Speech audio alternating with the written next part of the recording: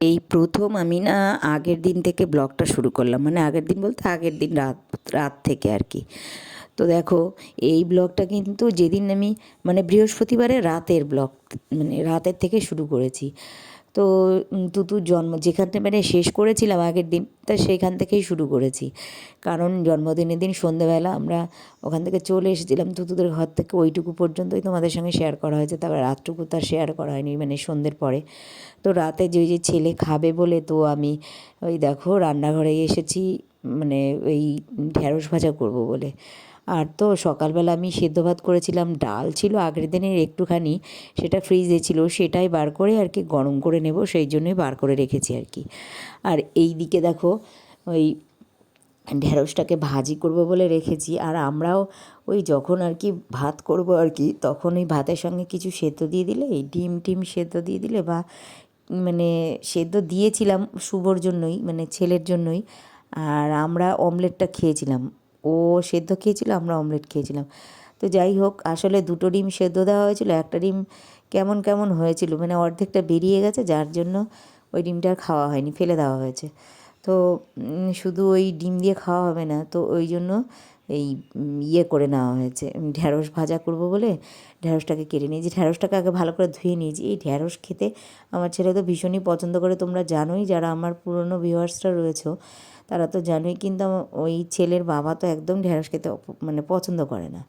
তো ওই জন্য ওই ভাজিই করে নিচ্ছি, যে ছেলে খাবে তো থাকলে আমি একটু খেয়ে নেবো। আর বেশি করেই করেছি যদিও, ধুয়ে টুয়ে নিয়ে তারপরে কেটে নিয়েছি ছোটো ছোটো করে। আর একমাত্র ওই ঢ্যাঁড়সের যদি আমি তরকারি করি তাহলেই ছেলের বাবা খায়, আর তা না হলে মোটেও খায় না। আর দেখো এখন তো মানে রান্নাঘরে আমি দুখানা, একটা বাল্ব প্লাস একটা রড লাইট মানে মানে দেওয়া হয়েছে নতুন করে। তো এখন আর মানে সেরকমভাবে মানে বোঝা যায়, ভালোই বোঝা যায়, কালো কালো ওঠে না। যদিও তোমরা কি ভালো করে দেখতে পাচ্ছ আমাকে? মানে সেরকম কালো আগের মতো তো হয় না, আলো কম হয় এরকম নয় তো।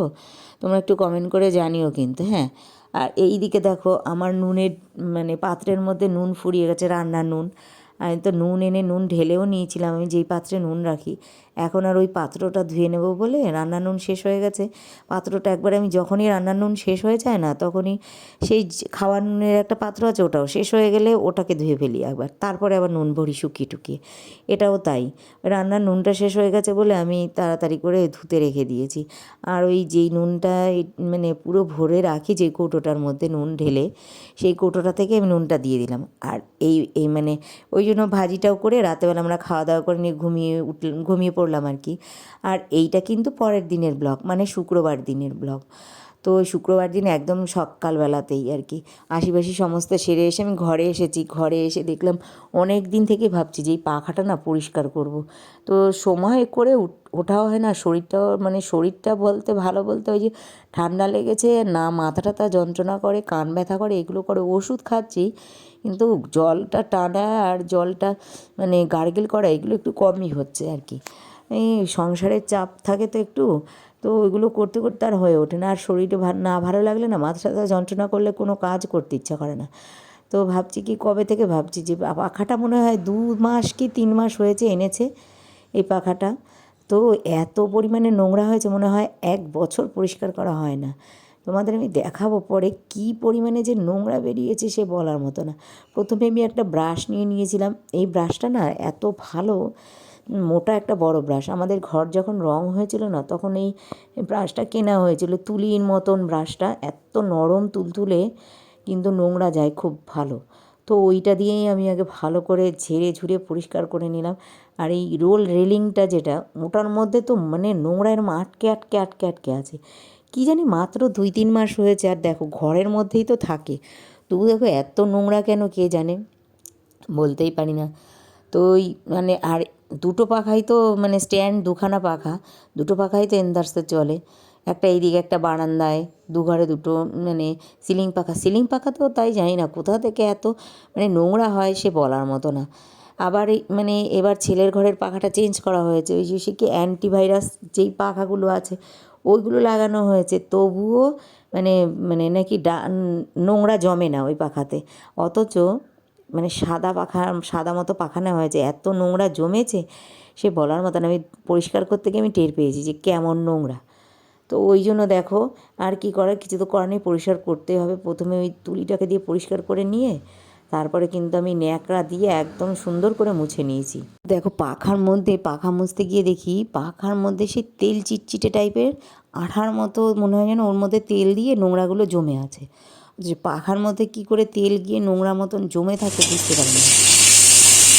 দেখো মাছ ভালো করে তুলে রেখেছি, রান্না করে তো আসতে হবে, রান্না করে না আসতে তো রান্না হবে না। যতই শরীর খারাপ, এখনও শরীর খারাপ ঠিকঠাক হয়নি, ঠান্ডা কমেনি, কান ব্যথা আর গলা দিয়ে সকাল হলে আওয়াজই বেরোয় না। আর এইদিকে দেখো আমি এই যে আলু ভাজছি, আলু আর পটল, এই যে পটল কেটে রেখেছি, এই যে এই পটল দিয়ে আর আলু দিয়ে মাছের ঝোল করবো, আর এই পটলটা হচ্ছে ভাজবো। আর এইদিকে এই যে এই উচ্ছে আর আলু ভাজা করবো, আর পটল ভাজা আর ডাল হয়ে গেছে, দেখাবো আমি তোমাদের। আর ভাজাও হয়ে গেছে, ভাজা বলতে মাছ ভাজাটা। তো রান্না করি, তোমরা দেখতে থাকো। আর এইদিকে দেখো আমি পাখা মুছতে রান্নাবান্নাও করছি আর পাখাটাও মুছছি, মানে কিছুটা মুছছি আবার দৌড়াচ্ছি আর কি রান্নাঘরে, রান্না সারতে হবে। কারণ হচ্ছে শাশুড়ি মা না হলে খেতে দেরি হয়ে যাবে, তো ওই জন্য আমি তাড়াতাড়ি করে রান্নাও সারছি। আবার এদিকে রান্নাটাও করতে হবে, ওই জন্য একবারে 3 উনুনে বসিয়ে দিয়েছি, মানে ইন্ডাকশানেও বসিয়েছি। পটল ভাজাগুলো ওই যে ইন্ডাকশানে দিয়ে দিচ্ছি আমি, নুন হলুদ মাখিয়ে নিয়ে তারপরে পটল ভাজাগুলো ইন্ডাকশানে দিয়ে দিচ্ছি। আর ওর মধ্যে উনি যখন খায় আমাদের কাছে তখন কিন্তু ওর মধ্যে ঝাল দিই না, কেননা ওই ঝাল দিলে খেতে ভালো লাগে, উনি আবার খেতে পারে না, ওই জন্য আর দিই না, আলাদা আলাদা করতে ইচ্ছা করে না, তো ওই জন্য আর দিই না। যেমন কোনো একমাত্র মাংস রান্না করলে পেঁয়াজ টিয়াজ বা ডিম করলে, সোয়াবিন তাও আলাদা করা হয়, ডিম করলে এইগুলো করলে একটু পেঁয়াজে খাওয়া হয়, রসুন খাওয়া হয়, তা না হলে শাকেও উনি যতদিন খায় না শাকের মধ্যে রসুন দেওয়া হয় না আর কি। তো ওই জন্যই রান্নাবান্নাও সেরে নিলাম। আর এইদিকে দেখো পাখাটা তোমাদের দেখাতেও আমি মানে দেখিয়েও নিচ্ছি আর কি। দেখো কেমন করে পাখাটা পরিষ্কার করেছি, এত সুন্দর করে পাখাটা পরিষ্কার করেছি না, একটু নোংরা নেই, ডোলে ডোলে সব কিছু আমি পরিষ্কার করেছি। আর নোংরা দেখলে তো তোমরা অবাক হয়ে যাবে, মানে এই কয়দিনের পাখার মধ্যে যে এত নোংরা থাকতে পারে সেটা আমারও জানা ছিল না। কালো তেল চিটচিটে টাইপের বেরিয়েছে। আর এইগুলো তো ঘরে যে ফেলেছি মেঝের মধ্যে, এগুলো থেকে ঘর থেকে কিছুতে ফেলতেই পারছিলাম না, সব জায়গায় কালো কালো হয়ে যাচ্ছিলো। তো মানে এক জায়গায় ইয়ে করে তারপরে ওগুলোকে ফেলে এই জায়গা মুছে নিয়েছিলাম। আর তারপরে আবার রান্নাঘরে এসেছি, এইভাবেই রান্নাটা আমি সেরে নিয়েছিলাম। রান্নাঘরে উচ্ছে আলু ভাজা বসিয়ে দিয়েছি। আর এই দিকে দেখো ছেলে বলছে মুগ ডাল খাবে, মানে ও আগে কিন্তু মুসুর ডাল করা হয়েছিল, আমার ছেলে বলছে মুগ ডাল খাবে। তো ওই জন্য আমি 2টো সিটি দিয়ে মুখটা বন্ধ করে রেখে দিয়েছি। আর শুকনো কলায় আগে ডালটাকে ভেজে দিয়েছিলাম, কোনো টিয়ে দেইনি, তেল টেল দেইনি। আর এদিকে মাছের ঝোলটাও আমি করে নিচ্ছি, দেখলাম পটল আর আলুটা সেদ্ধ হয়েছে কিনা, ঠিকঠাক সেদ্ধ হয়েছে, তাই নামিয়েও নিলাম। এই দেখো পটল ভাজা, মুগের ডাল, তারপরে এই যে উচ্ছে আলু ভাজা, শাক হয়নি, মাছের ঝোল হয়ে গেছে।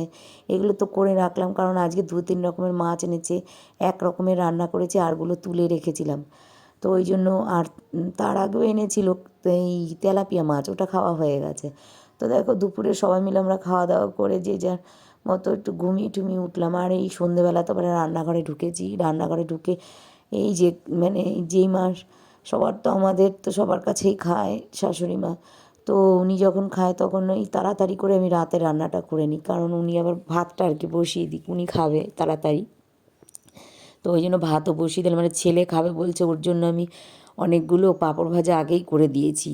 আর তো ওর যা যা খাওয়ার সেগুলো দিয়ে খেয়েছেই, ওকে দিয়ে এসেছি আমি ভাত। আর এইদিকে আমি চা খাবো বলে চাও বসিয়ে দিয়েছি।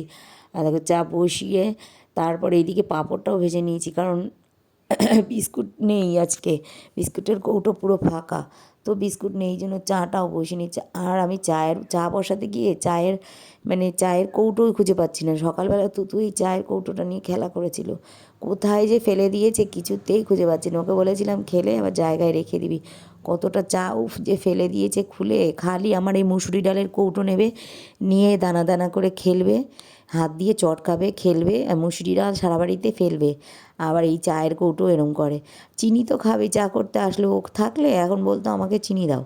চিনি তো চা কামড়িয়ে খাবে, সঙ্গে চাও খায়। আমি বলছি চা আবার কেউ শুধু শুধু খায়?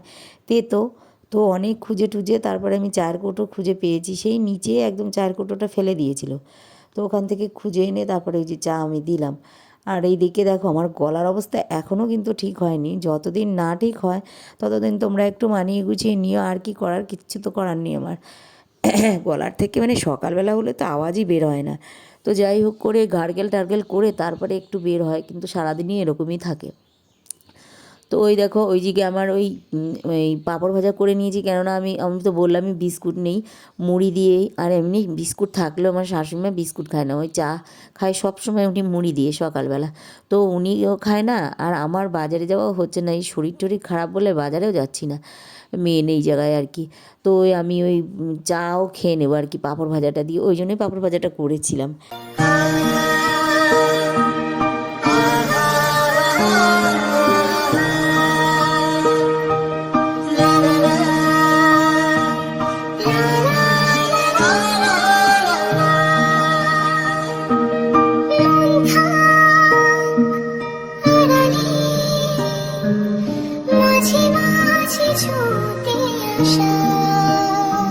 আর দেখো রান্নাঘরে চা খেতে গিয়ে আর মানে একটুখানি রান্নাবান্না করতে গিয়ে ভাতটা আর তরি তরকারিগুলো একটু গরম করা, তো এগুলো করতে গিয়ে দেখো ঘেমে নিয়ে স্নান, দুদিন ধরে বৃষ্টির পরে এত গরম পড়েছে সে বলার মতো না।